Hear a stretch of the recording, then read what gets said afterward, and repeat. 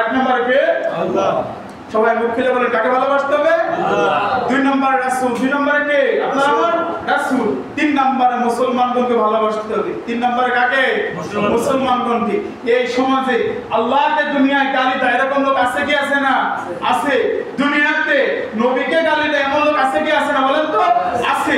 আপনাকে আমাকে গালি দেয় এমন লোক সমাজে আছে। আছে না? কি আছে না? আছে। গালি দেয় কি আমাদেরকে ভালোবাসে, গালিও দেয়, সামনে এসে প্রশংসা করে, আবার কি করে গোপনে যে গালিও দেয়।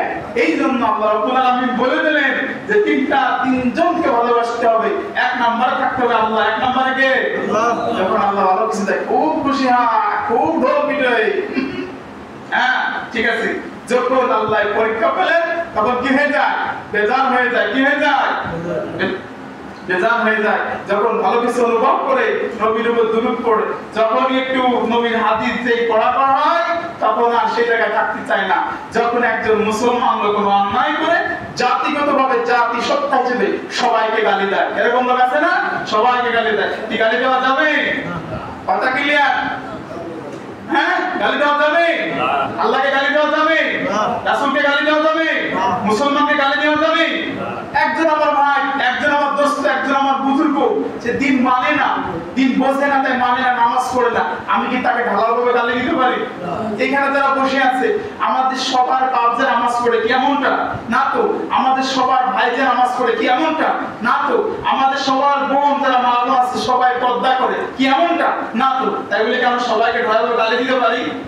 আপনারা বিচারটা করেন কি গালি দিতে পারি? এই জন্য আল্লাহ রাব্বুল আলামিন বলতেছেন যে আমাদেরকে ভালোবাসা লাগবে। এবং কাদেরকে ভালোবাসা লাগবে? আল্লাহ রাসূল সাল্লাল্লাহু আলাইহি সাল্লামের মাধ্যমে সেটা আল্লাহ বলে দিয়েছেন। এক নম্বরে ভালোবাসতে হবে আল্লাহকে। কাকে? এক নম্বরে ভালোবাসতে হবে আল্লাহকে। দুই নম্বরে ভালোবাসতে হবে আল্লাহর রাসূলকে। কাকে? আল্লাহর রাসূলকে। আল্লাহর রাসূলকে ভালোবাসতে হবে। আল্লাহ রাব্বুল আলামিন অসংখ্য নবী পাঠিয়েছেন। ব্যক্তি ক্ষেত্রে, সমাজের ক্ষেত্রে, ভিন্নতার ক্ষেত্রে সবার নাম ধরে রেখেছেন, কিন্তু আমার আপনার নবী